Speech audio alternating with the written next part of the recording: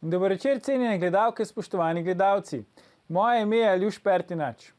Volivci smo vama že povedali.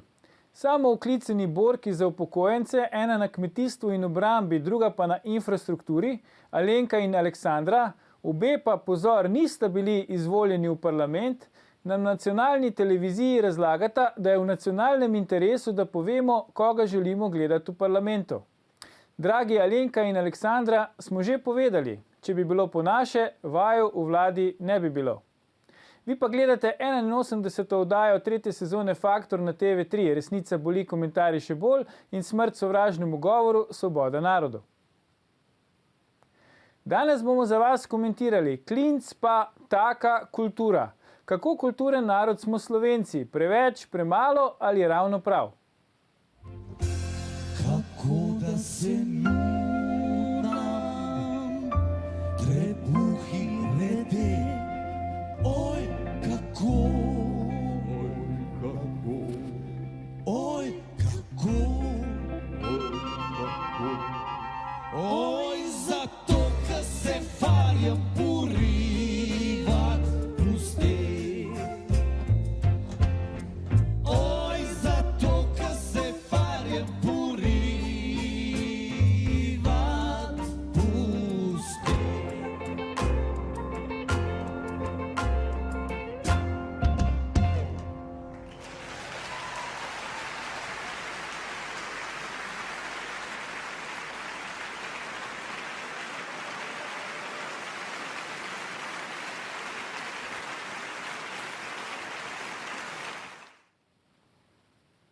Kako kulturni smo Slovenci, nam bosta povedala izjemna poznavalca slovenske kulture in naša stalna komentatorja Mitja Čander in dr. Boštjan Marko Turk. Dobrodošla. Dobro večer.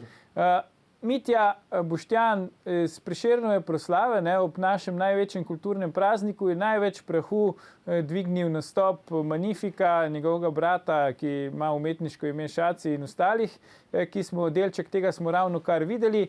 Mitja, pa bi tebe tako vprašal, kakšno je tvoje stališče okrog tega? Je to pesem, ki sodi na tako prireditev, kot je Prešernova proslava?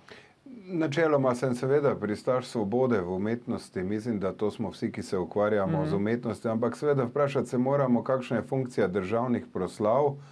In vedno znova sem vendarle nekoliko žalosten, kadar vidim, da pride ob takih priložnostih, ki bi ne bile povezovalne narave, do neke vrste ideoloških provokacij. Pa naj si bo to z leve ali z desne, seveda zato, ker državo večinoma vodi leva stran, so pač bolj leve. Ampak žal mi je tega, da kultura nekako spodbudi zanimanje javnosti, predvsem takrat, ko gre za neki ideološki klinč, drugače smo pa do nje precej brezčutni, je ne opazimo. Pa ne me narobe razumeti, Magnifiko je moj priljubljen avtor, ga imam zelo rad, ampak vedno znova iščemo ta provokativni moment na nekih mestih, kjer mogoče ni za to priložnost.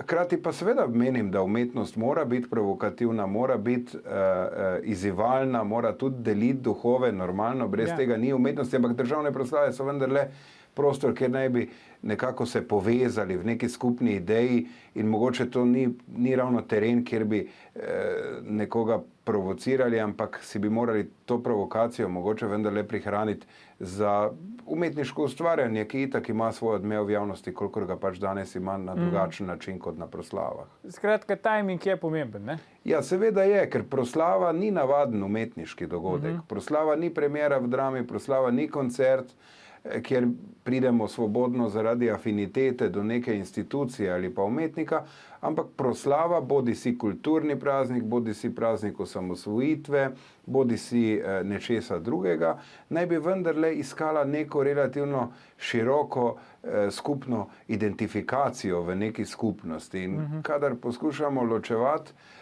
ob takih priložnostih, verjetno proslave v resnici, vsaj po mojem mnenju, ne dosežejo v celoti svojega namena. Boštjan, kaj ti praviš? Ja, mislim, jaz se v postavkah, temeljnih postavkah z mojim kolegom strinjam. Potem bi pa povedal še nekaj dodatnih stvari. Namreč čist iz literarno-zgodovinskega pogleda jaz ne vem in v zbranih delih Franceta Prešerna, ki so šla leta 65 in 66 in ki so pač najbolj temeljna tekstokritična izdaja njegovega dela, tega ni. Jaz ne vem, ali je Ja, France govorimo o Prešeren tem, ali je to sploh avtor, pesem, ali je ali je sploh France Prešeren avtor. Ja. Ne vem. Se pravi, ampak tisti, ki pa to uvrsti, a veste, tisti, ki pa to uvrsti v spored predstave, a ne, na praznik, ki nosi njegovo ime, a ne, mora pa to vedeti. Ampak jaz vam še enkrat povem, da teh podatkov je, ta podatek je nemogoče dobiti. In če vam še enkrat lahko povem, jaz sem globoko prepričan, da France Prešeren ni avtor tega. To ni prva pokrifna svinarija, ki se je v zvezi z njim pojavila. Ampak zakaj recimo, Boštjan, po tvoje bi sploh France Prešeren, ni treba zgubljati besed, ne? Več imaš izjemno širok opus. Zakaj bi nekdo hotel uglasbiti prav neko tako pesem, ki je, kot je rekel Mitja, zato, ker mi se vedno, to pa temeljno sporočilo, ne? Mi se v zadnjem času, v zadnjih 20 letih vedno soočamo z degradacijo tistega, kar nam je najbolj sveto. Kot je rekel moj kolega pred menoj, z degradacijo osamosvojitve, kot povem jaz, z degradacijo Franceta Prešerna. France Prešeren, če sem pa, jaz recimo Franceta Prešerna poznam. Bom povedal nekaj stvari o njem, zato ker z njim sobivam, ne da bi se zdaj pač želel hvaliti. Ja. Mislim, da sem eden od redkih še živečih Slovencev, ki zna njegov sonetni venec, krstpistavici in to na pamet. France Prešeren z menoj sobiva. In ker z menoj sobiva skozi desetletja, se pravi, vem, kakšna je njegova forma mentis. France Prešeren je bil zoper kakršnokoli zlorabo, česarkoli, kar je dišalo po uzurpaciji oblasti. France Prešeren je bil en najbolj svobodnih Slovencev, ki smo jih v svojem obstoju imeli. On je preprosto ljubil svobodo in njemu je bila svoboda pač bistvena, ampak to ni svoboda za kvantom, ampak svoboda pač življenja, intelektualnega življenja in izrekanja in pisanja stvari. Tudi v tej zvezi je pač njegova zgodba s Prinčevo Julijo. France Prešeren je postavil slovenstvu pač en nezamenljiv spomenik. Slovenci brez Franceta Prešerna ne bi bili to, kar smo. Zdaj se pa samo vprašajte, gospod Pertinač, samo vprašajte se to, kakšno sporočilo imajo take proslave v njegovem imenu, kot je on, France Prešeren, rekel slovenšne cele. Ko je govoril Julije, je rekel slovenšne cele. Postavite si retorično vprašanje, kaj ta Magnifico, ki je zame pač popolnoma anonimen, oprostite, to, kar on prodaja, je pač budalaština. Ja, okej, ampak da ne bi zdaj zašli, Boštjan, bi rad še nekaj obdelal, če dovoliš. Različne odzive smo slišali na to pesem, na ta performance. Imamo recimo od mojega voditeljskega kolega iz Nacionalke, pa tudi avtorja številnih glasbenih besedil in tako naprej, Igorja Pirkoviča, pravi, da bi morali pač vzeti v pravilno sposobnost vsem odgovornim 5 minut po proslavi. Potem je celo Janez Janša, ki predvidevamo je zdaj zaposlen z sestavljanjem vlade, morebitne, si je vzel čas, pa je nekaj tweetnil na to temo, pač označil to kot neprimerno za nacionalni praznik. Obregnil se je tudi v to, da je Magnifico v nekem intervjuju rekel, da je bil med tistimi malo številnimi, ki so glasovali na plebiscitu proti samostojni Sloveniji. Mitja, po drugi strani smo pa videli, da v dvorani, tudi na posnetku je dvorana, je pa kar gromko ploskala, ko je bilo konc pesmi. Kje ti misliš, da je zdaj treba potegniti črto, če upoštevaš te odzive, ki smo jih pokazali, in ta odziv publike na sami proslavi? Ja, ne vem, mene sploh te proslave zadnjih že kar nekaj let precej živcirajo, zato ker so vedno znova poligon za bodisi ideološka obračunavanja, bodisi za nek ceneni populizem, ki si ga na nek način privoščil Medendorfer. in so spet vsi aplaudirali, češ kakšna prasica je politika, ker ne čuti te kulture dovolj. In pol se mi zdi, kot da enkrat na leto imamo ta nek spektakel ob kulturnem prazniku, kjer si damo vsi malo vsak na svoj način duška, pa pol še par dni debatiramo o tej proslavi, pa bodi si, da smo navdušeni, bodi si, da smo jezni. Resnica slovenske kulture je pa v resnici v vse bolj odrinjenem položaju, kar se tiče materialnih produkcijskih pogojev, in v vse manjši duhovni, umetniški in siceršnji produkcijski ambicioznosti samega sektorja. In to je tisto, kar bi nas moralo skrbeti. Mi pa dejansko na nek način uživamo ob tem spektaklu, kar že malo čakamo, ne, vsako leto. Veste, to me spominja, če lahko za anekdoto povem, jaz sem iz Hoč, ne, pod Pohorjem, in tam smo hodili v eno diskoteko, zelo tako imele poetično ime Blue Night. Pa s traktorji so fantje prišli, pa to. In vsak petek je bil v principu en pretep. Ne? In če ni bilo pretepa, smo bili ob 6. zjutraj kar malo slabe volje, nič se ni zgodilo. Ne? In malo me to spominja na to Prešernovo proslavo. Vsi malo čakamo, kdo bo zdaj nakuhal škandal, ali bo predsednik nekaj povedal Prešernovega odbora. Evo pa je letos Magnifico, nekdo mora. Ne? In to je vse skupaj na nek način slepitev za v bistvu paravan za razmislek, za resen razmislek o dejanski položaju in dejanski kondiciji slovenske kulture kot nekega realnega sektorja, od katerega bi verjetno kot državljanke in državljani upravičeno pričakovali kvalitetne rezultate, pluralno in hkrati ambiciozno podobo. Zakaj se te predvsem zdi, Mitja, to, da zakaj se ti zdi, da ti, ki sodelujejo pri teh proslavah, pri organizaciji, ki imajo te pomembne vloge, da oni čutijo, da morajo kaj takega narediti, te neke incidentne stvari? Ja, ne vem, oni čutijo, predvsem zakaj vsi skupaj od njih to pričakujemo, oni pa veselo izvršujejo naša pričakovanja, ne. Verjetno zato, ker kulturo še vedno vidimo bolj kot neko spektakelsko funkcijo, če malo v boljšem pomenu besede povem, če pa malo slabšem pa seveda kot ideološko deklo. Ne? In mislim, da je ta kulturni praznik na nek način postal skrajno problematičen, ravno zaradi tega, ker ga več ne dojemamo kot praznik in kot torej dejanje skupnosti, kot dejanje veselja, kot Prešeren dan, ne? Ampak kot nek poligon za neko obračunavanje in prikrivanje realnega stanja. Bomo si pogledali po oglasih, zakaj je temu tako, tako da ne nam uid gledalke, gledalci, se vrnemo po oglasih, ko nadaljujemo s komentiranjem Klinc pa taka kultura.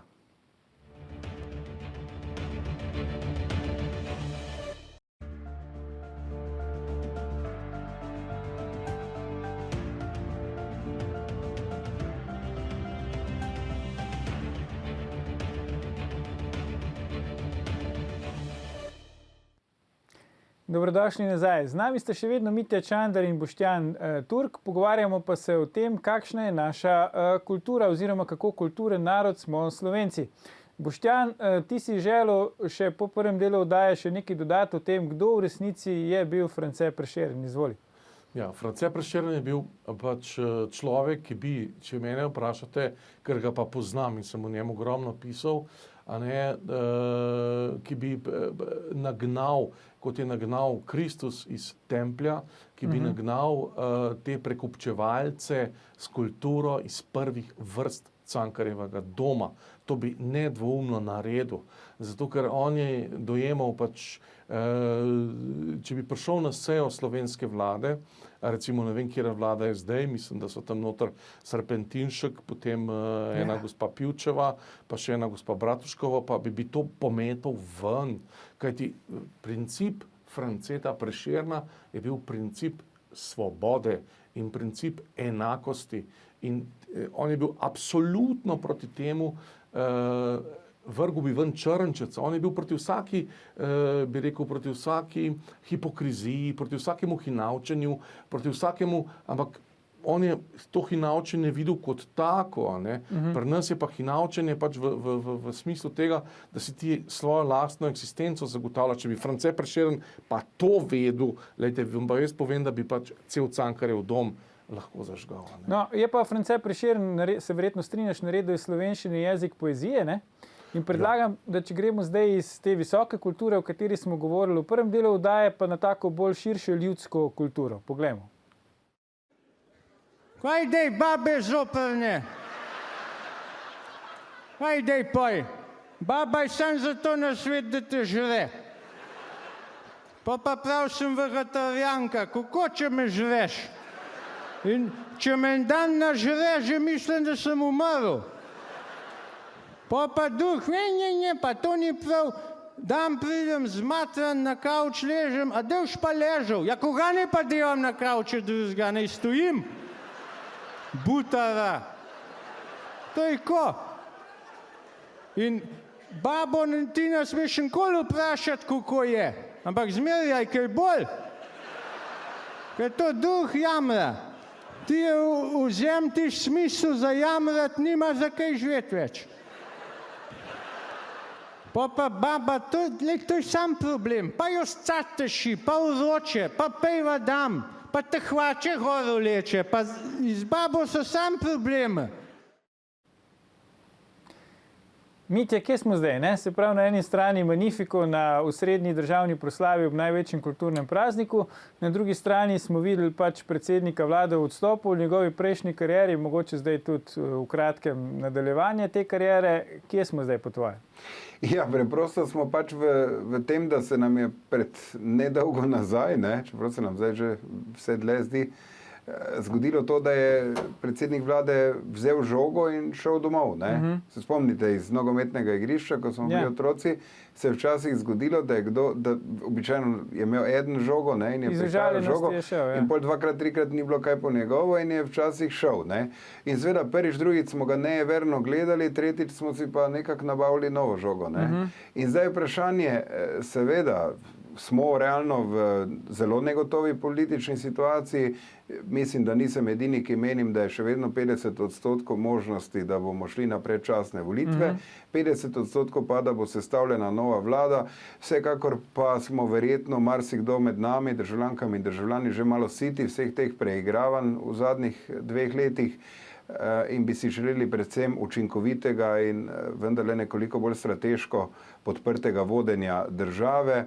Predvsem bi si pa želeli tudi nekaterih bolj korenitih strukturnih ukrepov, reform, kakorkoli že to imenujeva, v času, ki ga še vedno zaznamuje gospodarska rast in ki je še vedno relativno naklonjen, ker v takem času se seveda lažje izvedejo kakšne stvari, ki so seveda lahko tudi neprijetne, kot pa takrat, ko nam gre težje in ko to veliko bolj boli. In seveda čas teče, ne? In neizogibno bodo prišli tudi težji časi, mi pa kar veselo razpravljamo o tem, kdo s kom, kaj, zakaj. Mislim, to je vse skupaj postaja res utrujajoče. Ja, Boštjan, kako tanka linija je ali pa kako dolga pot je med recimo Serpentinškom in Magnificom? To je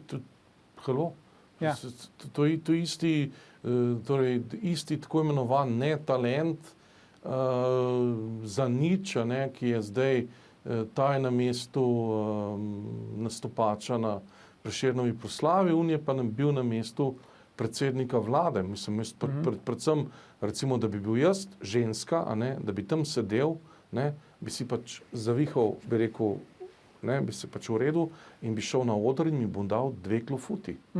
To bi jaz naredil. Ampak smo pa videli, da dame v publiki so se zabavale. Žalitev žensk, poslušajte, večjih žalitev žensk, in to celo nekaznovanih, si vi ne morete misliti. Jaz bi šel gor in bi mu dal 2 klofuti. Eno z leve, drugo z desna. Ja. Da bi bilo uravnoteženo 50-50. Ampak, kakor smo videli, Boštjan, dame v publiki so se zabavale. Misliš, da je to bil neki iskren izraz? Glejte, to je pa pač problem Slovencev, naše hlapčevske mentalitete, problem tega, da se ne znamo postaviti zase in to pa recimo odpira pa vprašanje, tudi jaz nisem samo negativen, največjega čudeža, se pravi, da smo se osamosvojili in da smo šli Miloševiću.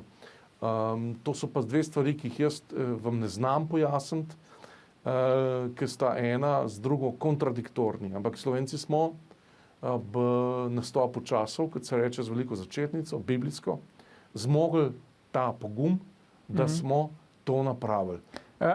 Te fotografije, teh žensk, ja, lejte.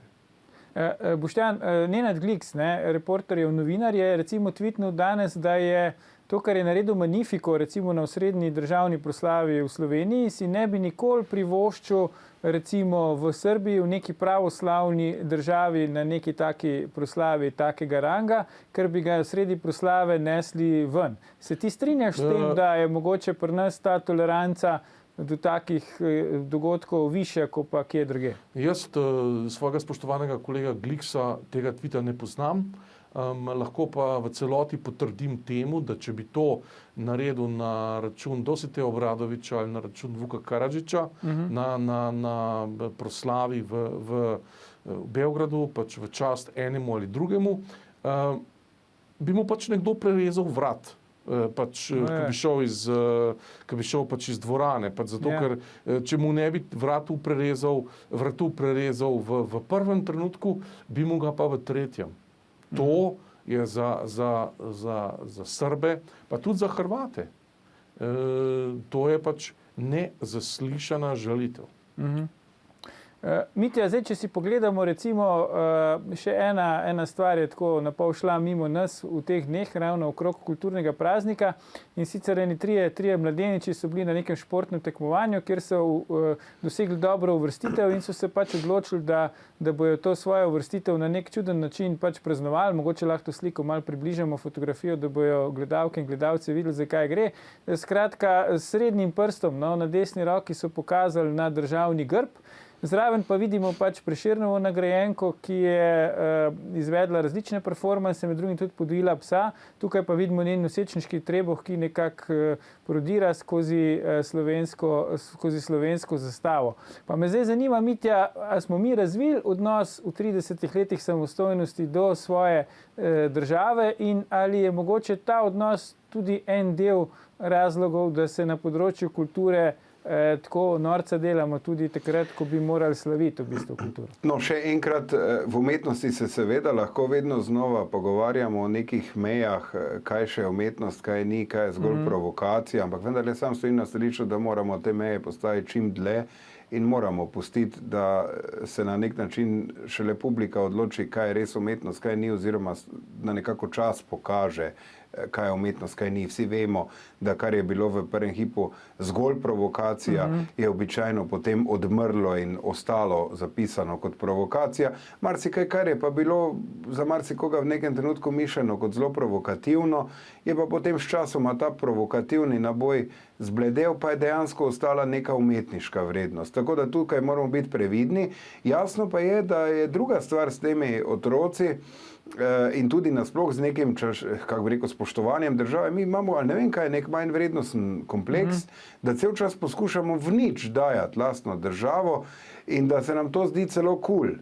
Jaz seveda si ne bi mogoče želel živeti v tako zategnjenih razmerah, kot so v Srbiji in na Hrvaškem, kar se tiče tega. Pa vendarle, na koncu pa vendarle gre za neko skupnost, v kateri živimo, državljanke in državljani te države, in verjamem, da obstaja meja, ko bi bilo pač prav, da nimamo ravno preveč veselja z tem, da blatimo lastno državo, da se spakujemo, norčujemo iz nje in da vendarle, kot sem že v uvodoma povedal, nekatere priložnosti, kot so na primer državni prazniki ali pa ne nazadnje sprejemanje medalj ali kaj takega, vendarle dojemamo kot nekaj povezovalnega, nekaj, kar nas druži v tej skupnosti. Ker če bomo v celoti izgubili vsakršen smisel sobivanja v neki slovenski skupnosti, potem bo seveda zopet prišla na plano stara dilema, ki smo jo Slovenci že imeli,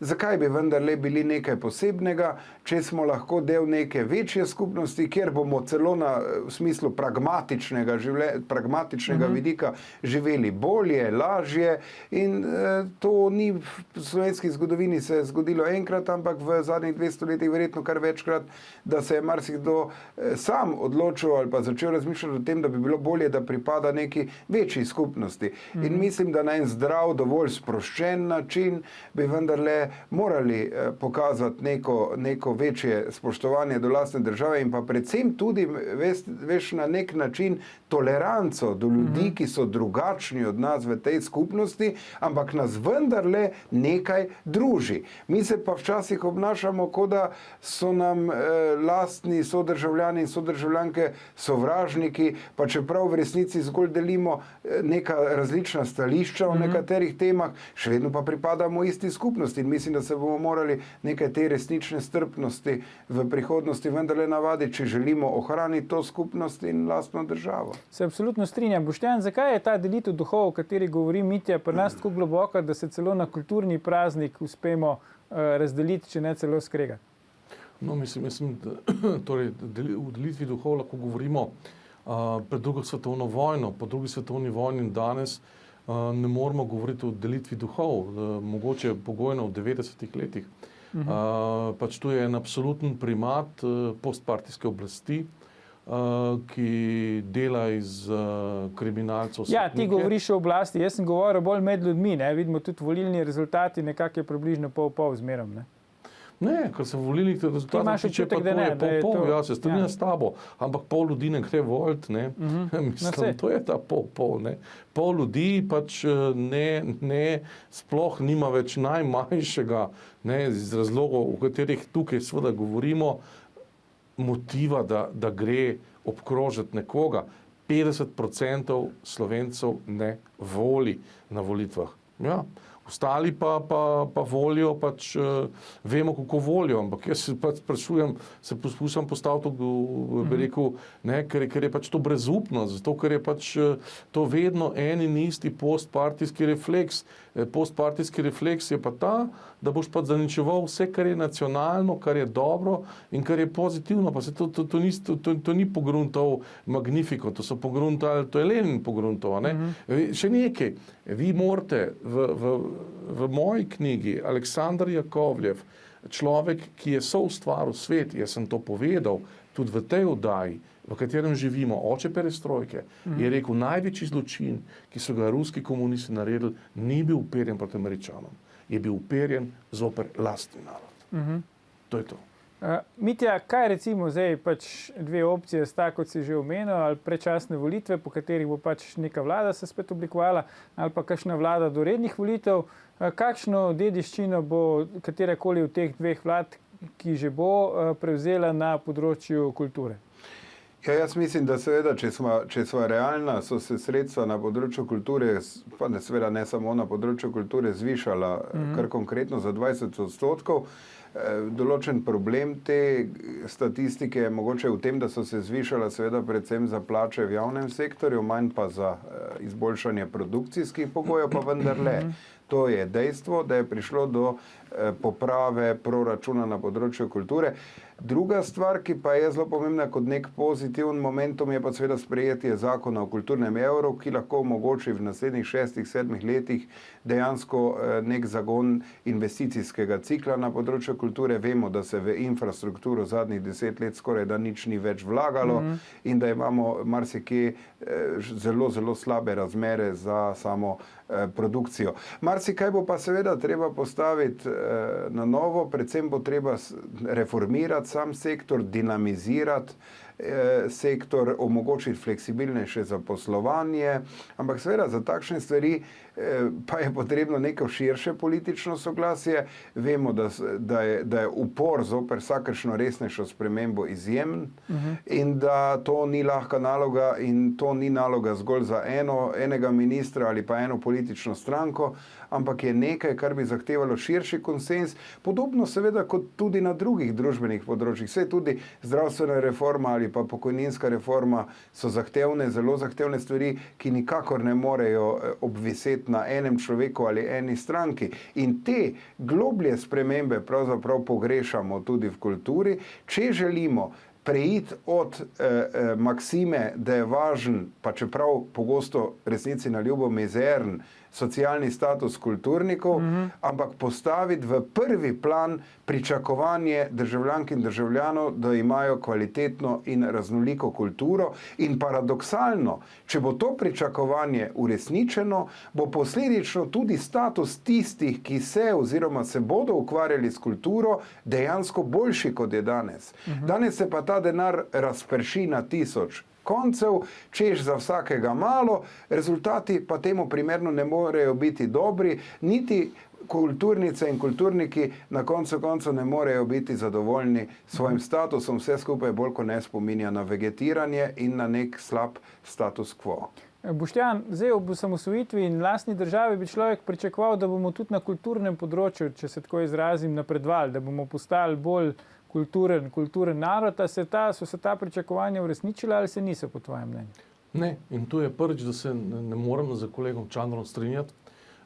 Moje mnenje je, pa bi rekel, da govorimo o connaissance la cause, se pravi poznavanju stvari, da gre tam nekje 95 do 97% denarja za tako imenovano kulturo, za, bi rekel, pitanje pač birokratov, ki se s tem ukvarjajo. Mi, kulturnikov, so resne izjeme. Jaz jih poznam nekaj, se pravi ljudi, tudi ki bi bili recimo lahko Prešernovi nagrajenci, če se vrnemo nazaj, ampak velika večina, ampak to je glomazna večina. Tega pa pač so vseeno stališča slovenske kulture, ali to tam je, ali to tam ni. Ali imamo misel za kulturo, ali ga nimamo. Je pa boljš, da bi ga ne imeli, ker bi bilo manj zgražanja. Boljš, da bi ne imeli kulturnikov tipa teh, ker to bi bilo manj zgražanja med ljudmi. To je, recimo, če smem pa zdaj pa konstruktivno govoriti, če lahko konstruktivno govorim, vam bom povedal tole, Prešernovo nagrado, Marko Marinčič je profesor za klasično filologijo. Jaz nisem človek, ki bi bil neumen. Pač karkoli si mislite o tem. Ampak njegova rekonstrukcija osebe Vergerja, ki je bil bistven za vpliv na Trubarja, oziroma njegova sposobnost rekonstruirati iz 16. stoletja samo na osnovi tekstov latinskih in tega duhovno fizionomijo človeka, poslušajte. Ampak on je pa popolnoma spregledana, zato ker misli svojo glavo. Kajti v slovenski kulturi je bistveno, ne smeš misliti svojo glavo. To je prvi aksiom. Če boš mislil svojo glavo, ne boš slovenski kulturnik, in to je pa pač popolnoma kontra Prešernu. Po vajinem mnenju smo Slovenci, imamo kapacitete, kritično maso, da smo lahko tudi v nekih mainstream kulturnih ali pa umetniških zvrsteh svetovna špica, ali lahko svojo prostor pod soncem iščemo zgolj v nekih nišah, pa mogoče zaradi tega te ekstremi raznorazni, o katerih smo se danes pogovarjali, to prihajajo v spredje.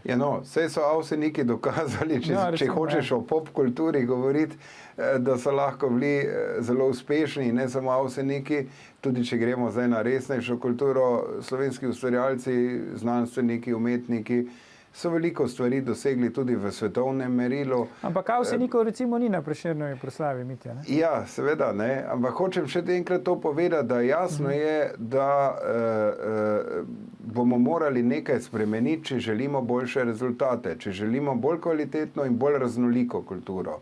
In tu je problem, da je vse skupaj dostikrat spominja na toplo gredo, neke duhovne neambicioznosti, v kateri pa nihče ni prav zadovoljen s svojim statusom, niti ne sami kreatorji te tople grede oziroma sami ustvarjalci, niti ne publika, ki seveda tudi ne more biti zadovoljna. In mislim, da bo potrebno nekaj spremeniti, če želimo seveda potem posledično, kar ti zdaj govoriš, uspeti z kakšnimi stvarmi tudi na tujem. Primer, če za filme slovenske razdelimo tistih nekaj milijonov na drobne koščke, in pričakujemo, da bomo za ta denar dobili res vrhunske filme, ki bodo slučajno še v Evropi uspeli na kakem festivalu, potem se krepko motimo. Tu in tam zaradi nekega prebliska, ampak načrtno pa gotovo ne. Ampak pri nas je logika, raje razdelimo na 10 malih koščkov, kot pa da bi dali, če že nimamo denarja, na 2 konkretna kosa, stavili več na 2 res zanimiva ustvarjalca in poskušali iz tega zvleči več.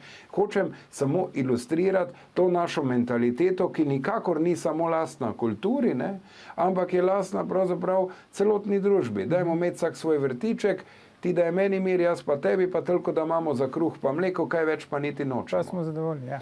No, jaz bi rekel, kolega Čandra tukaj podpiram v tem smislu, da Avseniki niso samo del kulturne identitete, daleč od tega. Avseniki so del slovenske nacionalne identitete. Ne, in to je pač nekaj, kar se približuje po svojem formatu temu, kar je naredil pisec Brežinskih spomenikov, oziroma ljudje, ki so Brežinske spomenike brali, temu, kar je naredil France Prešeren, temu, kar je naredil Trubar, in so naredili Avseniki. Oni so zavarvali našo identiteto srednjeevropskega naroda. Ja, ne. da se ni utopila v tem pač jugoslovanskem oziroma socialističnem loncu. Glejte, oni so bili zadnji branik pred, če gremo nazaj, tistim, ki nastopajo danes na Prešernovi proslavi, a ne, in ki so pač, kolikor jaz vem, so pač bili v UDBI oziroma v službi je bil ta Magnifico celo v Ministrstvu za notranje zadeve, če me spomin ne vara, pa mislim, da me ne, a ne, ampak so pač del iste destrukcije, ne, to je pač destrukcija slovenske identitete. Sej, čakajte, mene ne bo noben prepričal, če me zdajle ubijete, a ne, da je Magnifico velik šlager ali pa šlager pevac ali pa, mislim, on je pač butelj, mislim, lahko me Dobro, tož. okay, vse okusi so različni, ampak da ne bi zdaj preosko gledali, to me zanima. Ne? Vse je verjetno pač tudi ljudje, ki recimo niso glasovali na plebiscitu za samostojno Slovenijo, so danes lahko državljani Slovenije, pač Seveda. verjamejo v to domovino, imajo pač svoj glasbeni okus.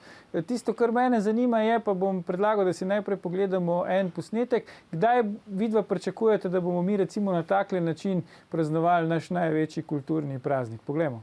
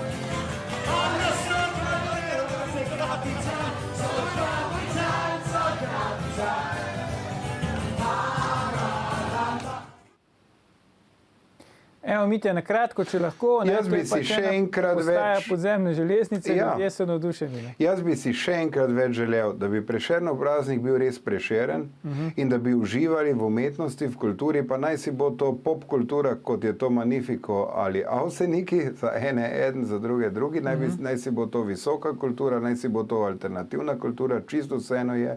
Morali bi nekaj več veselja pokazati do umetnosti, do kulture in predvsem tudi do življenja v neki skupnosti, ker lahko skupaj sobivamo različni ljudje, pa še vedno to ne pomeni, da bomo drug drugega pod narekovaji pobili, ampak da bomo vendarle znali ceniti to neko priložnost, da ustvarjamo neko skupnost.